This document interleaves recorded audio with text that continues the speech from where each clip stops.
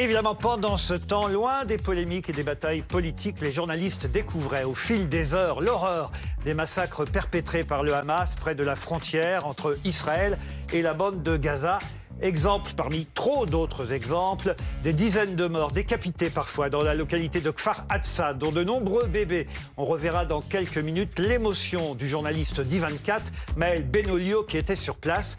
Mais je vous laisse d'abord nous présenter, chère Julie, l'équipe de ce soir et nos invités avec qui nous allons commenter cette actualité dramatique. Nos débatteurs ce soir, Natacha Polony, directrice de la rédaction de Marianne, bonsoir à vous. Pablo Pio-Vivien, rédacteur en chef de la revue Regard, bonsoir à vous Pablo. Frédéric Hermel, pardonnez-moi, journaliste RMC et écrivain. Et puis nos invités ce soir, Gérard Miller, réalisateur et psychanalyste, bonsoir à vous. Thierry Arnaud, éditorialiste politique international pour BFM TV. Et puis vous l'avez dit, Laurent, nous serons rejoints dans quelques minutes par Hubert Védrine. Ex-ministre des Affaires étrangères. J'évoquais ce reporter d'I24 qui était sur place dans la localité de Kfar Hatsa quand de nouvelles horreurs ont été découvertes. Oui, on découvre avec les jours l'étendue des horreurs perpétrées par le Hamas, avec donc cette toute dernière découverte des bébés, des enfants massacrés dans un kibboutz à Kfar Hatsa. C'est à 800 mètres de la frontière entre Israël et la bande de Gaza. Le reporter d'I24 News était sur place, Maël Benaliel. Il nous raconte évidemment bouleversé ce qu'il a pu voir avec d'autres journalistes présents sur place 3 jours après les attaques perpétrées par le Hamas. Il va être extrêmement difficile pour moi de vous décrire l'horreur, l'apocalypse que nous avons pu voir ces dernières minutes. Un tour organisé donc par Tsahal. Il s'agit de montrer au monde ce que le Hamas, ce que le djihad islamique a fait ici à des innocents, des civils, des dizaines, on parle de dizaines de maisons brûlées, avec des familles entières à l'intérieur. On parle d'enfants, de femmes à qui on a coupé la tête. On parle de dizaines de morts ici, non seulement ici. Des blessés, énormément de blessés. Jusqu'à maintenant, les forces de sécurité israéliennes sortent les corps des maisons, évacuent ces corps d'Israéliens sans vie. Il y a aussi évidemment beaucoup de corps de terroristes. Il règne ici une odeur de mort. Il y a eu d'âpres combats, évidemment, pendant environ 36 heures. La localité de Kfar Hatsa a été reprise seulement hier. On parle de 70 terroristes qui sont parvenus à s'infiltrer jusqu'ici pour commettre des massacres contre des familles entières qui n'étaient pas armées, qui dormaient. La synagogue qu'on a voulu nous montrer aussi, dans laquelle il y a eu un génocide. Mais au dernier moment, le porte-parole de Tsahal a décidé que c'était suffisant et qu'on ne pouvait pas tout montrer non plus. Une première réaction, Natacha Polony, quand vous entendez ce reporter et effectivement toutes ces horreurs auxquelles peut-être on s'attendait, mais pas à ce point, et qu'on découvre au fil des heures depuis samedi dernier. Il y a difficilement, on trouve difficilement les mots face à cela. Il y a évidemment le fait qu'on est submergé par l'horreur, par l'émotion. Je pense qu'il va falloir du temps pour supporter cela. Que pendant ce temps-là, ce qui se déroule, c'est l'ensemble à la fois du traumatisme pour un pays et de la réponse. C'est-à-dire que ce qui va être très compliqué, ça va être à la fois d'encaisser l'émotion et de continuer à raisonner, puisque ne serait-ce que pour nous ici, si nous sommes là, c'est aussi parce que notre rôle, c'est d'essayer de penser tout cela, de réfléchir aux conséquences internationales, de réfléchir aux positions politiques qui doivent être prises. C'est vrai que c'est difficile, mais l'émotion ne doit pas être la seule réaction. On a d'autres images de ce reporter, je crois, Julie. Toujours Maël Benaliel, donc ce reporter d'I24 News qui était donc sur place, qui a vu ce que le Hamas a fait donc dans ce kibboutz aux alentours de la bande de Gaza. Il nous a raconté les difficultés, l'émotion qu'il a ressentie bien sûr en faisant ce reportage. On l'écoute, il était sur BFM TV il y a quelques minutes. On parle de dizaines de maisons brûlées dans lesquelles se trouvaient des familles en train de dormir. On parle, selon les témoignages, des soldats qui sont arrivés dans la matinée, puis dans la soirée, de familles entières qui ont été décimées. On a coupé la tête à des enfants et à des femmes. C'est à feu et à sang, Kfar Aza, et des localités comme celle de Kfar Aza, il y en a en gros une quinzaine le long de cette frontière qui sépare Israël de la bande de Gaza. Il y avait une odeur de mort véritablement. Ils ont dénombré pas moins de 40 enfants qui ont été exécutés, éventrés. Parmi eux, des bébés. Donc évidemment, se retrouver là-bas sur place et constater ce chaos, c'est le moins qu'on puisse dire. Et puis tout ça en étant pris encore sous le feu, puisque à l'heure où nous y étions, il y avait des tentatives encore d'infiltration. Le fait qu'il nous ait amené et permis cet accès dans cette localité, c'est de montrer au monde de quoi le Hamas est capable et pourquoi il est venu, il s'est infiltré en Israël. On ne parle pas d'une armée conventionnelle, on parle d'un groupe terroriste qui a aussi kidnappé, enlevé des femmes, des enfants, des vieillards, des vieilles dames, évidemment des hommes aussi, des civils, des soldats. Voilà. Monsieur Hubert Védrine, ex-ministre des Affaires étrangères, nous a rejoint. Bonsoir, monsieur le ministre. Quand on entend ce qu'on vient d'entendre, c'est affreux, c'est terrible. Il y a forcément une émotion sur ce plateau qui nous a tous gagnés.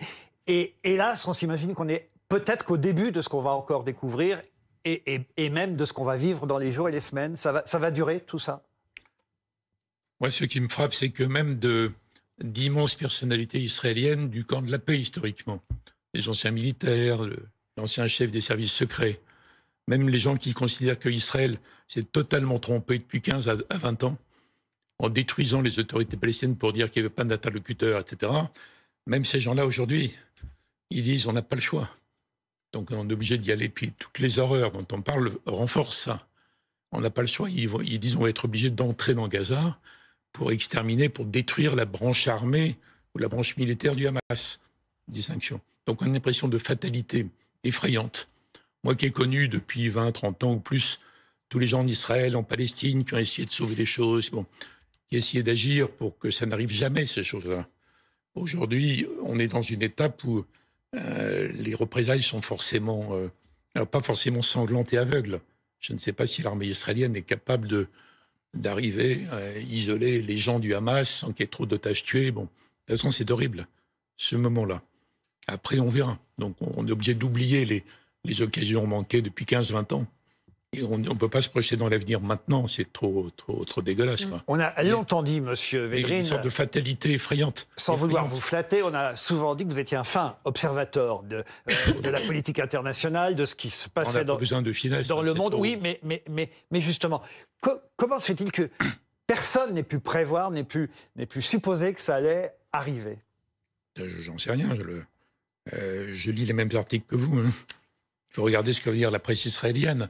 Je pense qu'il peut y avoir d'abord le sentiment du point de vue israélien qu'il y a toujours des menaces d'attaque qui ne se concrétisent pas.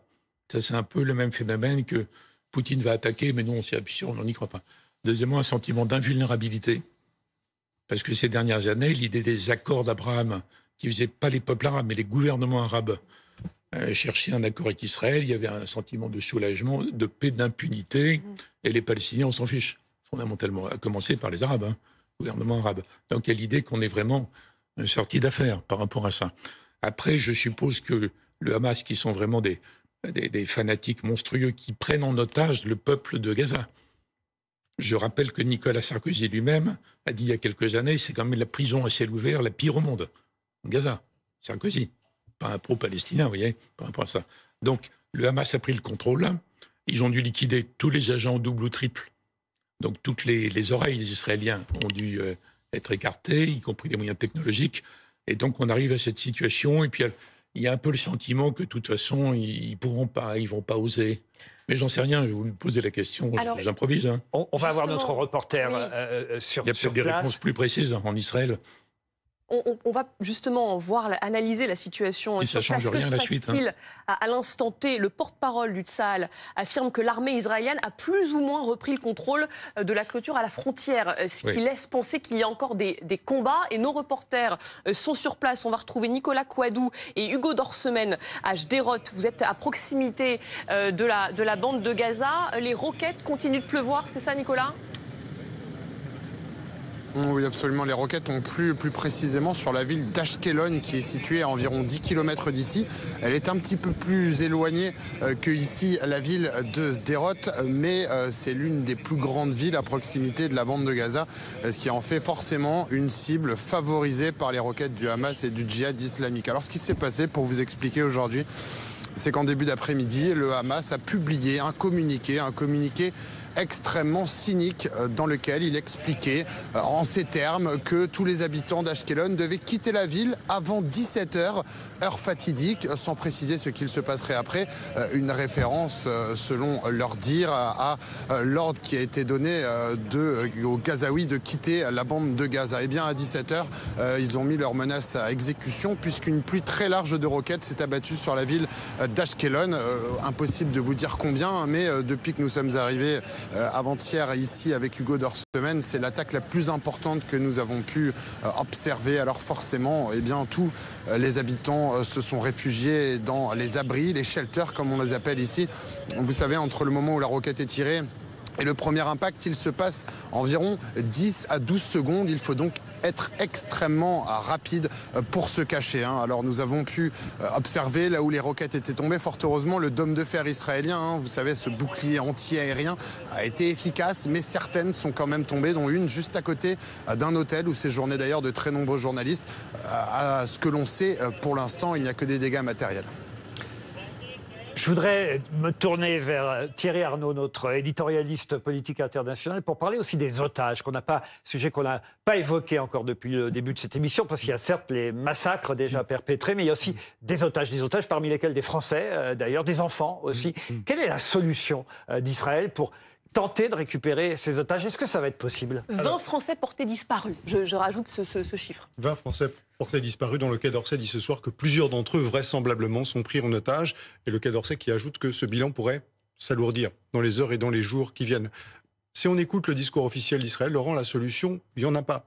Et le message que l'on veut faire passer au Hamas, c'est de dire, si vous imaginez un instant que le fait de détenir 130 à 150 otages et de les placer un peu partout dans la bande de Gaza pour les utiliser comme un bouclier humain va nous dissuader d'intervenir, de rentrer et de venir vous éradiquer, puisque c'est ça le mot qu'a employé le Premier ministre israélien Benjamin Netanyahu, et bien vous mettez le doigt dans l'œil. Parce que otage ou pas otage, on va y aller. Ça veut dire qu'ils vont être sacrifiés? Alors, ça c'est le discours, si j'ose dire, officiel, et c'est ce qu'on veut faire entendre au Hamas. Après, ce qui va se passer sur le terrain, à mon sens, sera probablement différent. Et je pense que il suffit de regarder l'histoire d'Israël, il suffit de regarder ce qui s'est passé à chaque fois que des otages étaient pris. Et je pense que les Israéliens, autant qu'ils le pourront, tenteront de les libérer. Par tous les moyens possibles. Mais c'est une mission quasi impossible. Ils sont disséminés un peu partout dans la bande de Gaza. On ne sait même pas où ils sont. Ça sera une mission extraordinairement difficile.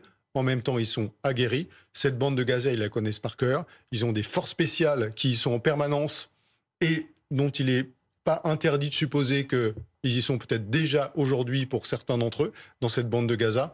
Et donc, je pense qu'autant de possible, ils essaieront de libérer les otages. Mais ils ont dit très clairement, depuis le début, que le fait que ces otages soient présents n'aura pas d'effet dissuasif sur l'opération massive qui est en train de se préparer. Pablo Piovivia voulait intervenir. Oui, je voulais intervenir parce que c'est ce qu'expliquait hier sur ce plateau Georges Malbruno, qui est grand reporter au Figaro et qui connaît bien cette zone où lui-même a été otage, et qui expliquait que même s'ils ne le disent pas, en vérité, il y a sûrement des négociations en fait qui sont ouvertes. Peut-être pas des négociations directes d'Israël Monsieur Védrine dit non. Hamas. Monsieur Védrine dit non. Je dis juste, je retranscris ce que disait Monsieur Malbruno hier. Il disait il pourrait même peut-être éventuellement passer par des intermédiaires, comme par exemple le Qatar. C'est pas du tout exclu. Le par Hamas exemple, dit aujourd'hui pas de négociation avant la fin des affrontements. Lorsque Georges Malbruno était lui-même otage, la France disait on n'est pas en train de négocier, alors qu'en fait ils étaient en train de négocier. Pourquoi dites-vous non, Monsieur Védrine?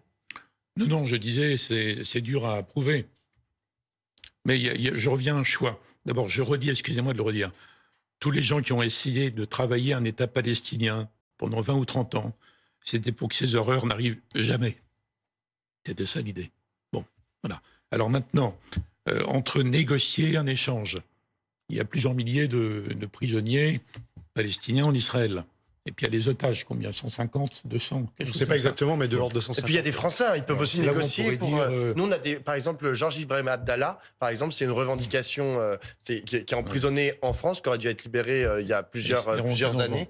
Comment? Espérons que non. Mais peu importe ce que vous en pensez, mais ouais. enfin, le Liban, par exemple, pourrait demander, le Hezbollah, par exemple, demande la libération de Georges Ibrahim Abdallah. On a l'exemple, le malheureux exemple de Gilad Shalit, le soldat franco-israélien qui a été détenu pendant 4 ans. Oui. Il a été échangé un soldat contre plus de 1000 prisonniers palestiniens. Mais au bout de 4 ans, comme vous le disiez. Au bout de 4 ans. C'est-à-dire, et en plus, pour bien connaître ce pays, avoir parlé avec beaucoup d'Israéliens, le sacrifice, le peuple israélien y est prêt. Parce que là, on a le sentiment que c'est la survie d'Israël qui est en jeu.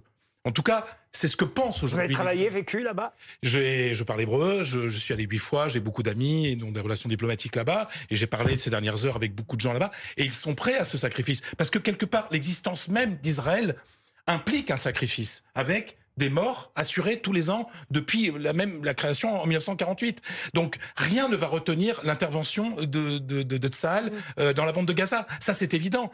Et il y avait d'ailleurs ce matin un témoignage sur cette chaîne, sur BFM TV, le témoignage d'une dame dont la sœur venait de mourir, tuée dans un kibbutz par les terroristes du Hamas. Et elle disait, finalement, je préfère qu'elle soit morte plutôt qu'elle soit morte vivante aux mains de Hamas à Gaza. Donc vous savez, la population israélienne n'a pas connu ça depuis la Shoah. Moi, la première fois où je suis allé au musée de la Shoah à Yad Vashem à Jérusalem, je suis sorti avec l'idée, bien sûr horrifié, mais avec l'idée que c'était le passé.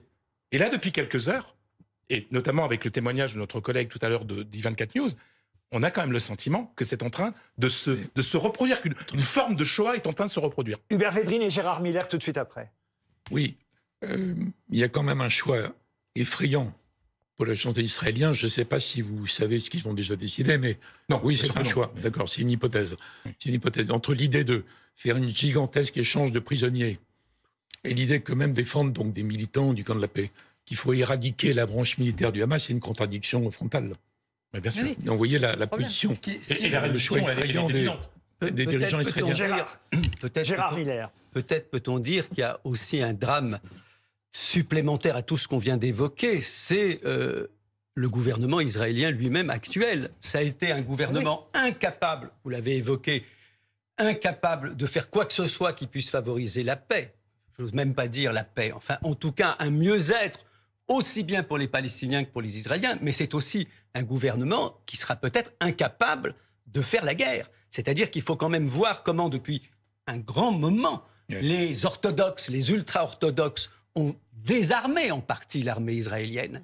Ils ont quand même évoqué le fait qu'il valait mieux étudier la Torah que faire l'armée. Ils ont quand même demandé qu'à un moment donné, les militaires puissent éventuellement ne pas servir dans certaines fêtes religieuses. C'est une frange minime. Les orthodoxes antisionistes ne représentent quasiment rien en Israël. Ils sont détestés par les Israéliens justement parce qu'ils refusent de défendre le pays. Si je croyais en Dieu, je dirais que Dieu vous entende, mais il y a des ministres actuellement au pouvoir, des ministres qui ont quand même cette idéologie-là. Et donc, parmi les craintes qu'on peut avoir, c'est que non seulement incapable de faire la paix avec les Palestiniens, mais incapable aussi de défendre leur propre Natacha Polony. Je pense que réservistes ont été rappelés. Je pense que le problème est que tout le monde, depuis 15 ans, a joué la politique du pire. Évidemment, le Hamas, évidemment le Qatar et l'Iran qui financent le Hamas, mais de l'autre côté, le gouvernement israélien, en effet, ce n'est pas le fait uniquement des ultra-orthodoxes, hélas. C'est aussi le fait d'un gouvernement porté par Benyamin Netanyahou qui, pour éviter que n'éclate en pleine figure sa propre corruption, a instrumentalisé l'ensemble de la politique d'un État et a mis en danger Israël en faisant passer systématiquement son maintien au pouvoir avant une politique de règlement. Quand on continue à coloniser de la façon dont il l'a fait la Cisjordanie, on met en danger l'ensemble de la population d'Israël. Le gouvernement précédent de Yair Lapid a fait la même chose. Quand on est obligé, quand on met le pays dans cet état qui consiste à être obligé de mettre l'armée au nord, en Cisjordanie, et finalement de déshabiller ce front qu'est Gaza, c'est un danger. Et là, le risque, c'est qu'on continue dans cette politique du pire, parce que justement, puisqu'il y a une attaque existentielle contre Israël, et que la presse israélienne, notamment, dès le départ, a pointé du doigt la politique de Benyamin Netanyahou, eh bien, la façon d'y répondre, c'est bien sûr la nécessaire union nationale, mais je crains que ce ne soit aussi l'absence totale, enfin, un flot continu d'absence totale de pensée politique à long terme. Et j'ajoute que dans la politique du pire, on peut ajouter les autres pays arabes, on peut ajouter les États-Unis, et on peut expliquer pourquoi, mais le choix des États-Unis, justement, de laisser cela, parce que Israël et la Palestine n'étaient plus un enjeu, puisque les États-Unis n'avaient plus à ce point-là besoin de contrôler la région du Proche-Orient pour des raisons énergétiques. Tout ça a joué. Et nous sommes en train de le payer. Et la question, c'est est-ce qu'à un moment donné, il y a des gens qui vont arrêter cette mécanique? On entendra peut-être d'ici 21h le président des États-Unis, Joe Biden, dans un discours. Oui, Monsieur Védrine, vous vouliez intervenir. Et après, j'aurai une question pour Thierry Arnaud. Non, Natacha dit politique du pire, mais c'est très délibéré. C'est-à-dire que M. Ayalon, l'ancien chef du Shin Bet, dans un article du Figaro aujourd'hui, très remarquable, très courageux, il dit c'était déterminé, délibéré, qu'il n'y ait pas d'interlocuteur palestinien crédible. Oui, bien sûr. Donc il détruit systématiquement. Donc ils ont fait la place au Hamas. Donc c'est quand même monstrueux comme politique, globalement. Elle a cité tout le monde, d'avoir, disons, importé ça sur un plateau à l'Iran. Mais monsieur le ministre, après les accords d'Oslo, les terroristes palestiniens ont mis des bombes dans les bus à Tel Aviv vers Jérusalem. Oui, mais et on était au meilleur moment, au moment où la paix était possible, juste après les accords d'Oslo. Oui, mais c'est un fanatique juif qui a assassiné Rabin. Non, enfin, qui a dynamité le processus de paix? C'était les terroristes palestiniens avec, j'insiste, des bombes dans les bus. Ça sert à rien, vous dites, on est d'accord que c'est tout le monde. On est d'accord que c'est tout le monde. Mais l'engrenage de la fatalité est monstrueux. Le résultat, c'est un cadeau fait à l'Iran, finalement. On va y revenir. Je voudrais le rapprochement entre l'Arabie et Israël, qui est en tout cas gelé, pour le moment. Mais qui existe, qui est plus proche que jamais. On va continuer à discuter. Non, mais juste avant ce gel, le rapprochement est quasiment près d'une reconnaissance de pays. Sur des conditions qui n'étaient pas tenables, et notamment la condition des Palestiniens. Mais les Palestiniens, quand on laisse 2 millions de personnes enfermées dans une prison à ciel ouvert, on ne peut pas espérer autre chose qu'un ressentiment et une haine qui sont un cadeau pour le Hamas. Et c'est bien le problème. Avec une porte sur l'Égypte qui est fermée par l'Égypte. On va rouvrir ce débat dans un instant. Je voudrais signaler que ce soir, Natacha, ce soir à partir de 21h05 et jusqu'à minuit, Julie, vous serez avec Maxime Switek ici en plateau à Paris, mais que vous serez en duplex avec Tel Aviv, où là-bas Ronald Guintrange et des envoyés spéciaux en Israël feront un spécial Israël face à la terreur. Ronald Guintrange qui est à Tel Aviv et qui sera notre fil rouge toute la soirée en direct jusqu'à minuit. On va aller le retrouver tout de suite à Tel Aviv. Ronald, les derniers témoignages qu'on a pu entendre faisaient état d'alerte à la roquette qui se multipliaient, de commerces qui étaient fermés, de rues quasi désertes. Qu'est-ce que vous voyez, vous, à Tel Aviv aujourd'hui ? Il y a à la fois, Julie et Laurent, bonsoir, il y a ce que l'on entend, ce que l'on voit et ce que l'on sent. Ce que l'on entend, ce sont ces alarmes, on les a entendues à 3 reprises, ces sirènes qui se déclenchent, provoquant non pas des scènes de panique. Malheureusement, ici à Tel Aviv, on est exposé, mais on est un peu moins exposé que dans certaines zones où les équipes de BFM TV sont. Mais ce que l'on entend, c'est donc ces sirènes qui se déclenchent, ces gens qui vont se mettre à l'abri le plus rapidement possible, et puis ces détonations. Ce qui c'est plutôt d'ailleurs bon signe, parce que si on entend et qu'on ne sent pas, ça veut dire que le dôme de fer qui protège une partie du territoire israélien a fait son œuvre et a empêché les roquettes tirées soit du nord, soit du sud, eh bien d'atterrir et de faire des dégâts, des victimes nombreuses ici à Tel Aviv. Ça, c'est ce que l'on entend. Ce que l'on entend également, ce sont les menaces des responsables des groupes terroristes palestiniens, djihad islamique, Hamas, qui faisaient notamment état d'une attaque et de nouveaux bombardements massifs ce soir sur Tel Aviv à 21h. Pour l'instant, rien c'est calme. Là, c'est ce que l'on entend. Ce que l'on voit également, ce sont ces Israéliens de Tel Aviv très inquiets qui passent leur journée sur leur portable à prendre des informations, à essayer de retrouver leurs proches, à regarder des vidéos, à échanger là aussi. Et puis ce que l'on sent, et ça c'est évidemment plus compliqué à faire sentir, mais ce que l'on sent, c'est que pour eux, il y a clairement un avant et un après 7 octobre. Dans un pays qui est habitué à vivre des situations extrêmement compliquées, on a franchi une limite. Et tous nous disent, devant la caméra ou hors caméra, maintenant ici, notamment à Tel Aviv, on a peur que des milices arabes, palestiniennes, viennent s'en prendre directement avec nous, avec des armes dans nos rues. Pardonnez-moi, Ronald Guintran, je me permets, Joe Biden prend la parole, on l'écoute. On a laissé libre cours maintenant à ce monde. Un processus. Les gens d'Israël ont eu l'expérience sanguinaire ce week-end avec un groupe du Hamas qui a pour vocation de tuer des Juifs. C'est une nuit marquée par le diable.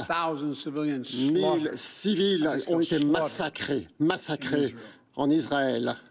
Et parmi eux, au moins 14 citoyens américains qui ont été tués. On a utilisé les parents ont essayé de protéger leurs enfants avec des enfants qui ont été éventrés, des familles qui ont été anéanties, des jeunes personnes qui ont été massacrées alors qu'elles étaient à un festival de musique pour célébrer la paix.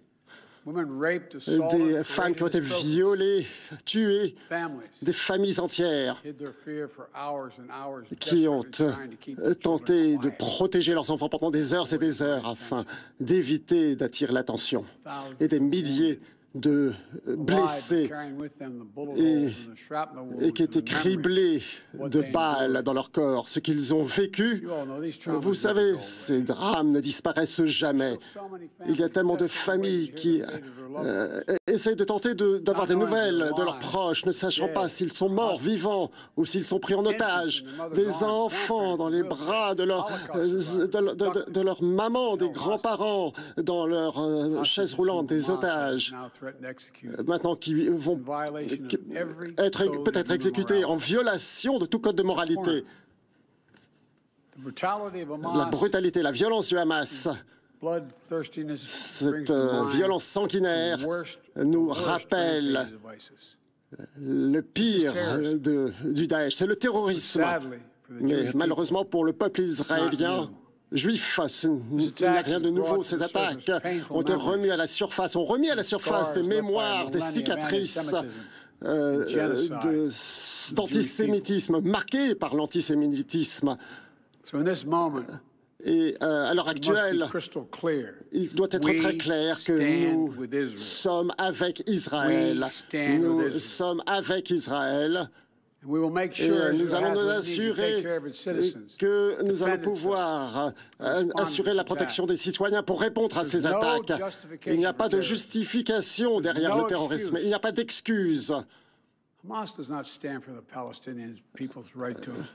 Il y a le droit à la dignité et l'autodétermination, mais ici on ne parle pas de ça, on parle de l'assassinat du peuple juif. Ils utilisent les civils palestiniens comme bouclier humain et n'offrent que du sang, sans respect vis-à-vis de la vie humaine. La perte de vie innocente nous brise le cœur. Comme toute nation de par le monde, Israël a le droit de répondre et de riposter et a le devoir de riposter à ces attaques odieuses. Et j'étais au téléphone avec le Premier ministre Netanyahou et je lui ai dit, les États-Unis donc de s'assurer qu'une riposte soit rapide. Nous avons également parlé de la démocratie, comme Israël et les États-Unis sont plus fortes et plus sûres lorsque nous agissons sur la base des règles du droit. Le terrorisme cible les civils, tue les civils. Eh bien, nous rejetons, en fait, nous respectons les droits, le droit ici. Et la situation est différente. Aujourd'hui, les Américains prient pour toutes ces familles qui ont été brisées. Et nous savons tous que ça crée un trou noir dans notre corps lorsque l'on perd quelqu'un de cher, comme si on était aspiré par la haine. On a un sens de la colère, on perd un peu l'espoir. C'est ce que l'on veut dire par la tragédie humaine, l'atrocité, à une échelle effroyable. Et nous allons continuer à nous unir. Nous allons soutenir le peuple d'Israël qui souffre de pertes indicibles, avec des actions violentes et brutales de la part de groupes terroristes. Mon équipe est en communication constante avec les partenaires israéliens dans la région ainsi que de par le monde. Dès que cette crise a démarré, eh bien, nous avons parlé de munitions d'intercepteurs afin d'alimenter le dôme de fer pour nous assurer qu'Israël ne soit pas à court de ses ressources pour défendre civils et ses populations. Mon administration consulte avec le Congrès ici, étant pour parler, et lorsque le Congrès réagit, alors nous allons devoir prendre des actions urgentes afin de remplir les exigences en matière de sécurité. Ce n'est pas la politique qui est en jeu ici, c'est la sécurité de notre monde qui est en jeu, la sécurité des États-Unis. Aujourd'hui, nous savons que les citoyens américains sont parmi ceux qui sont tenus otages par Hamas. Nous les connaissons et nous avons partagé des renseignements ainsi que nous exploitons les connaissances des experts afin de consulter et d'obtenir des conseils avec nos pairs israéliens afin de déployer des efforts dans cette direction. En tant que président, la sécurité de ces otages est une grande priorité. Les États-Unis ont amélioré ses forces militaires et sa position dans la région afin de renforcer nos efforts en matière de prévention. Le ministère de la Défense a déplacé donc un groupe de porte-avions en région méditerranéenne et nous sommes prêts ici à exploiter des ressources au gré des besoins. J'aimerais répéter ici de nouveau que tout pays, toute organisation, toute personne qui pense prendre avantage à exploiter la situation aujourd'hui, eh bien j'ai un mot à leur dire. Ne le faites pas. Ne le faites pas. Nos cœurs peuvent être brisés, mais nous avons une détermination sans faille. Et j'ai également parlé avec les dirigeants français de l'Allemagne, de l'Italie, ainsi que le Royaume-Uni, afin de parler des développements récents au niveau des alliés européens, afin de coordonner nos réponses. Et cela vient en plus d'engagements quotidiens avec d'autres interlocuteurs dans la région. Nous réalisons également des efforts à la maison, ainsi que dans les villes aux États-Unis. Le ministère de la Police a également mis en place des actions au niveau de la sécurité, au niveau des communautés juives.